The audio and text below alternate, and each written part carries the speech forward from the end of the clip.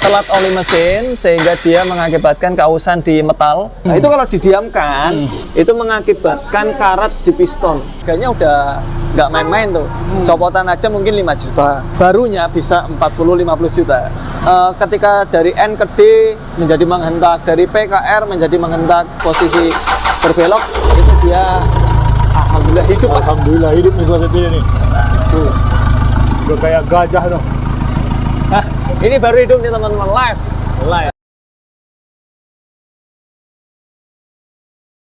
Assalamualaikum warahmatullahi wabarakatuh, Sobat Avidia. Selamat sore dari Bengkel A Motor Yogyakarta. Mudah-mudahan kabar Sobat Avidia dalam keadaan sehat, mobilnya juga sehat, ya, keluarga juga sehat, dan keuangan juga sehat. Baik, Sobat Avidia, di depan kita ada mobil X-Trail. Silakan yang mau berencana untuk mencari mobil baru, hubungi Mas Hardi di telepon bawah ini.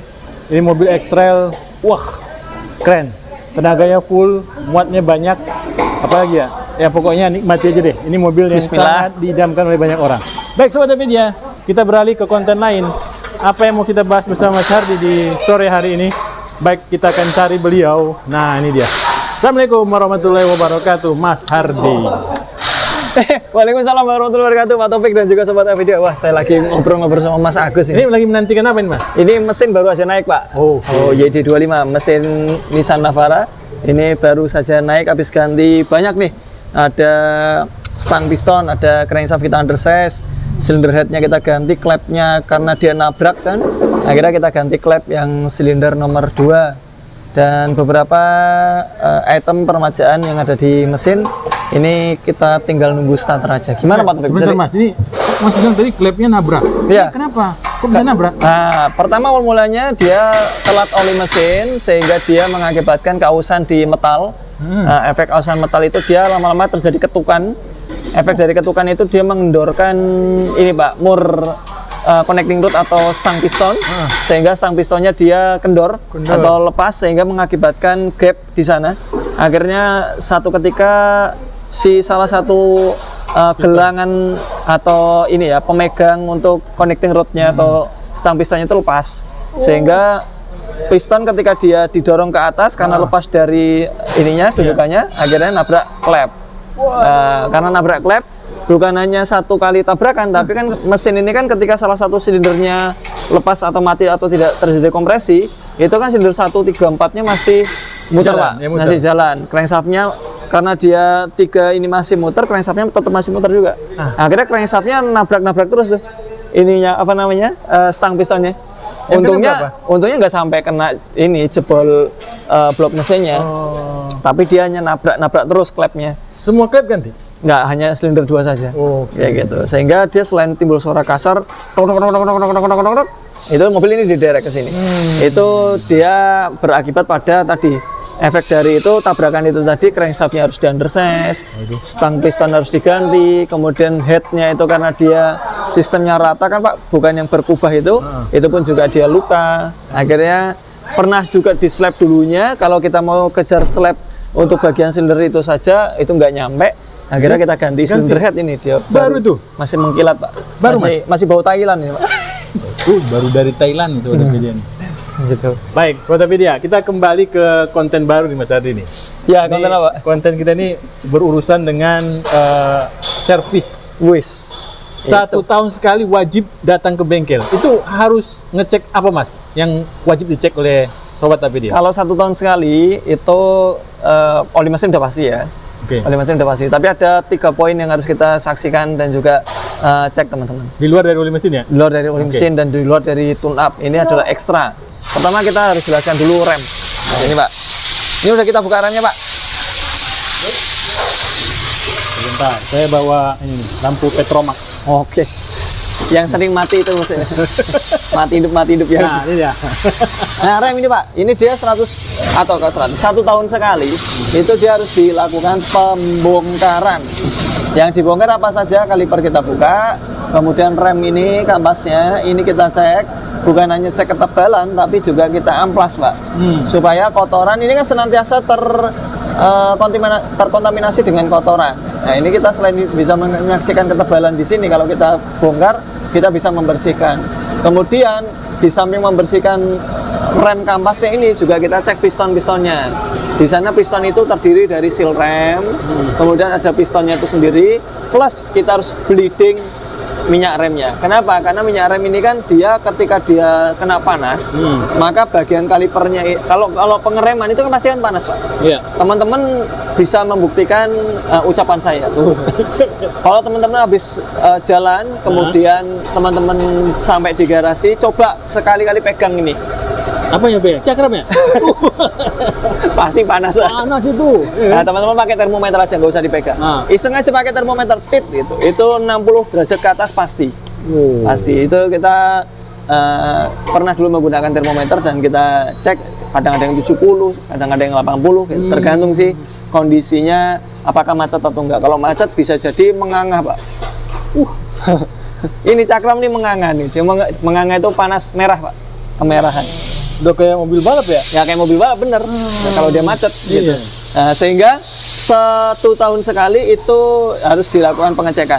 Nah, kenapa harus dicek? Karena memang ini kan rentan dengan keausan, Pak. Nah, pertama keausan, kedua adanya kotoran tadi. Kemudian yang ketiga itu dia kemacetan. Yang keempat, minyak remnya itu dia senantiasa mengalami penurunan kualitas. Ketika kualitasnya dia menurun, dia akan menjadi cenderung kepada air, Pak. Makanya salah satu alat ukur untuk minyak rem itu dia mengukur adanya air di sana. Karena kalau dia panas, itu kan dia kan akan mendidih, Pak. Akan berubah lah ya zatnya, sehingga ketika dia 100 atau 1 tahun sekali, kok 100 terus ya itu. Ketika dia setahun sekali, itu teman-teman harus mengganti minyak rem yang setidaknya yang terjebak di kaliper. Teman-teman bisa menyaksikan mobil-mobil yang setahun sekali yang tadinya pakai minyak rem yang merah ataupun bening, itu dia akan berubah menjadi kecoklatan. Setahun sekali tuh? Ya, setahun sekali itu. Jadi kalau dia di bleedingan pertama itu ketika dia habis dikocok-kocok, kemudian kita buka nepelnya, kemudian kita kocok itu dia kan akan terus keluar, Pak. Itu yang keluar itu pasti warnanya akan kecoklatan, Pak. Kotor. Itu menandakan kotor dan penurunan kualitas. Nah, itu kalau didiamkan, itu mengakibatkan karat di piston. Jadi karat di piston itu bisa 2 penyebabnya, eksternal, internal. Eksternal itu dari sealnya yang dia sudah sobek sehingga kotoran masuk ke sana, itu mengakibatkan tumpukan deposit kotoran sehingga mengakibatkan karat, atau dari dalamnya. Dalam itu ya dari minyak rem itu sendiri. Dia menjadikan piston itu dia berkarat sehingga yang terjadi adalah piston ini mengunci, Pak. Harusnya dia bisa setelah direm itu dia maju kembali mundur, itu dia senantiasa maju terus. Atau lama-kelamaan posisinya dia malah nggak bisa ngerem gitu karena dia macet. Oh, macet itu berarti bisa dia tidak ngerem ya? Bisa nggak ngerem. Jadi kalau dia misalnya teman-teman dapati kok rem saya itu Mas Hadi rasanya bagel, keras. Ya itu dia nanti lama-kelamaan yang terjadi adalah mobil kalau direm bisa narik. Karena salah satu kaliper dia nggak kerja, kan nggak mungkin dua-duanya langsung bareng-bareng sepakat kita mogok ngerem, ya kan nggak mungkin. Nah, itu pasti ada salah satu yang dia mengalami macet terlebih dahulu sehingga dia kalau pas posisi berbelok itu dia alhamdulillah hidup. Alhamdulillah hidup nih salah satunya nih. Tuh, udah kayak gajah dong. Nah, ini baru hidup nih teman-teman, live. Nah, ini dari sebelum Lebaran sampai dengan sekarang. Ini baru hidup. Lama banget ya. Lanjut, Pak. Lanjut. Ini ketika dia rem ini tadi dia dilakukan pengecekan setahun sekali, itu teman-teman meminimalisir kemacetan yang ada di rem, kayak gitu. Sehingga kalau kita ngerem itu terasa lebih enak buat ngeremnya. Jadi nggak seketika langsung direm, langsung ngerem itu enggak. Tapi ada smoothnya. Jadi ketika kita ngerem sini berhentinya di sana. Artinya dia nggak langsung seketika langsung ngepot gitu, Pak. Enggak. Nah, kayak gitu. Itu juga kalau kita melakukan cek rem itu memperpanjang usia ABS. Salah satu penyebab ABS motornya macet itu karena di dalam sistem ABS itu dia ada endapan minyak rem, Pak. Nah, kayak gitu. Sehingga endapan minyak rem ini tadi mengakibatkan karat dan kotor. Sehingga kalau karat dan kotor itu mengakibatkan ABS-nya jadi bermasalah di motornya. Kayak gitu, Pak. Jadi pengaruhnya banyak sekali, Mas ya. Nggak hanya di bagian sistem pengereman, tapi sampai ke ABS. Sampai ke ABS, betul. Dan itu kalau kita bicara ABS ya harganya udah nggak main-main tuh. Copotan aja mungkin 5 juta. barunya bisa 40-50 juta. Wah, ya Allah. Dan sangat eman-eman toh. Tuh. Salah satu fitur yang itu sebenarnya membawa kenyamanan dan keamanan, tapi kalau dia sudah rusak ya itu membawa nggak aman dompetnya. Baik, itu baru yang pertama, Charlie. Pertama, yang kedua itu adalah dia senantiasa cek oli maticnya. Nah, kayak Mas Anang tuh, itu dia baru aja mengganti oli matic. Nah, kayak gitu. Dia dilempar Baik, ini oli matic bisa dikategorikan sama juga dengan status dengan oli matic oli transmisi manual. Ya, oli matic, pokoknya oli transmisi itu senantiasa Ya, kita cek setahun sekali. Jadi gini, kenapa kita cenderung ke matic? Kalau untuk yang manual itu kadang itu long life, Pak. Beberapa ya. Jadi dia kenapa manual itu kebanyakan nggak dikasih dipstick? Karena memang umurnya lama banget tuh. Itu bisa sampai 10 tahun baru ganti. Tapi kalau yang dia matic itu senantiasa setahun sekali kita harus cek, karena pertama kita jangan sampai ada perubahan warna yang mengakibatkan sistem di dalam solenoid atau body valve ya, itu dia pelunyarnya menjadi macet. Itu efeknya apa? Kalau pelunyar macet, slipnya tinggi, kampasnya cepat habis. Hanya gara-gara oli matic. Sehingga kalau oli matic kita dapati pertama sudah warnanya pekat, kehitaman, berubah warna, kemudian kita cium baunya agak gosong, itu di 1 tahun itu meskipun secara kilometer ya dia belum nyampe waktunya penggantian, misalnya 40.000 km waktu penggantian itu belum nyampe, tapi dia sudah berubah warna dan juga sifatnya, maka itu buru-buru diganti, Pak. Kenapa? Karena nanti itu tadi masalah di body valve-nya. Nanti efeknya apa? Ketika dari N ke D menjadi menghentak, dari P ke R menjadi menghentak, atau mungkin kecepatan jalan harusnya 1 ke 2 sebelum 2000 rpm itu udah berpindah, itu dia belum pindah. Kemudian nanti ketika kecepatan tinggi ada slip, itu kan gara-garanya pertama dari oli matic. Sehingga rem oli matic itu oli transmisi dalam tanda kutip ya, itu juga harus senantiasa dicek dalam 1 tahun sekali. Kayak gitu, Pak Taufik. Nah, yang terakhir. Yang terakhir, yang ketiga itu adalah pompa bensin atau saringan bensin ya. Saringan bensin ini senantiasa kita harus cek setahun sekali. Kenapa? Karena kita sebenarnya sih nggak mewajibkan setahun sekali, tapi beberapa mobil yang belakangan kita dapatin itu, Pak, itu kalau sudah setahun ya, itu kadang-kadang customer merasakan tarikan yang berat, kemudian adanya nyendat, kemudian adanya ketika digas itu dia mesin terasa powernya delay. Itu gara-gara filternya itu bermasalah. Dan mobil-mobil yang kita katakan setahun sekali bermasalah itu rata-rata umurnya udah di atas 80.000 km. Bukan gitu. Mobil baru ya? Bukan mobil yang baru. Sehingga kalau mobil baru sih aman sih. Tapi kita berbicara faktanya di lapangan, mobil-mobil yang udah di 80.000 km ke atas itu dia mengalami masalah di filternya. Kayak gitu. Mas Ardi, 3 poin ini tidak serta-merta kita melakukan pergantian. Tapi pasti perlu pengecekan dulu begitu ya? Pengecekan, betul. Kayak tadi kita bicara masalah rem, kan nggak mungkin setahun sekali rem itu pasti habis, kan nggak? Tapi ada kemungkinan kendala di sana. Yang paling utama adalah kampas rem, yang paling terjadi sering itu adalah kampas remnya kotor. Kalau kampas rem dibiarkan kotor, maka nanti akan menjadikan masalah di penampang kampasnya. Yaitu siapa? Rotor disk, tromol.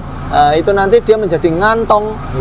Efeknya kalau ngantong dia bisa jadi ketika kita narik handrem, kemudian kita rilis handremnya, kampas itu tadi masih melekat di tromol, Pak.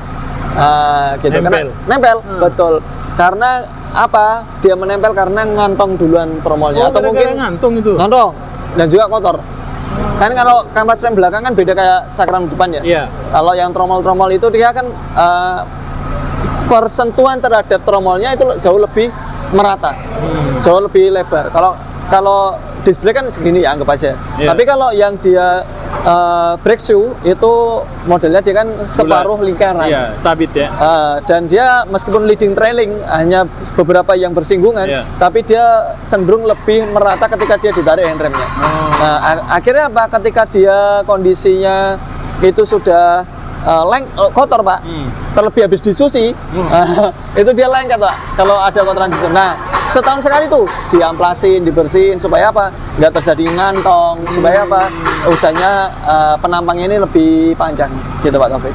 Seperti itu. Dan juga tadi minyak oli transmisi, dan juga termasuk diantaranya adalah fuel filter. Itu Tapi kalau oli transmisi itu sekali setahun wajib ganti atau tetap melakukan sama, pengecekan? itu pun juga pengecekan. Oh, Kalau misalnya kita dapati warnanya pun juga masih oke, kemudian baunya tidak bau kosong, itu tetap dipakai. Fuel filter juga demikian. Ketika kita dapati setelah dibersihkan itu alirannya masih lancar, kemudian dimasukkan bensin baru, keluarnya pun juga baru, itu nggak perlu diganti. Nah, apa yang dilakukan oleh seorang pemilik kendaraan untuk melakukan pengecekan 3 poin ini, Mas, ke bengkel? Banyak ke tempat Mas Ardi. Betul. Biasanya kalau di kita sudah ada history ya.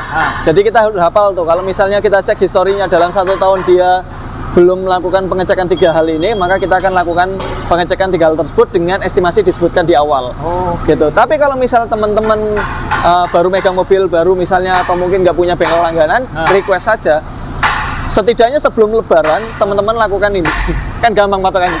Kalau mau Lebaran ini lakukan ini. Sekali tahun ya? Iya, 1 tahun sekali. Seperti itu Pak Taufik. Baik. Ini saya bahagia karena Navara lagi hidup ini.